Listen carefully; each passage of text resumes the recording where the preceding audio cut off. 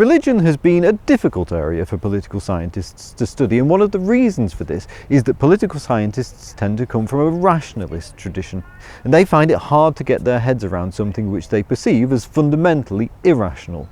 Pioneering studies began in the 1960s, but authors such as Justin Tse tell us that religion remains something of a black box. Lily Kong argues that we've had no problem incorporating ideas like race, class and gender into our work, but religion has been almost forgotten.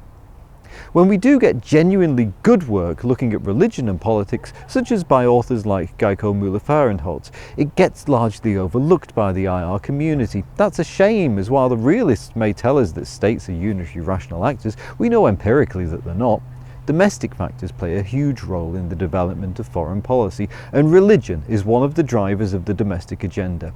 Tristan Stern points out that religion is much more pervasive in modernity and geopolitical forms than the last 50 years of social science has allowed. We need more research on why that's the case. Religion has been the elephant in the geopolitical room for too long. We can't keep ignoring it. As Ethan Jorgensen and Dale Robertson tell us, we need to take religion seriously as ideas, practices and institutions. But there is some research out there, particularly in the growing field of religious geopolitics or religiopolitics, but there's limitations. There's a huge bias in the literature so far towards studying evangelist Christianity in the United States. After that, the focus is on Islamic extremism.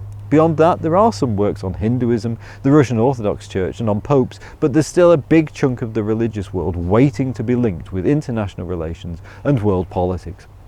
So how do we go about studying religion and politics at the same time? Gertjan Dijkink answers this question for us with 3 other questions. In what way does a religious bond with a territory change people's behaviour toward other peoples and territories?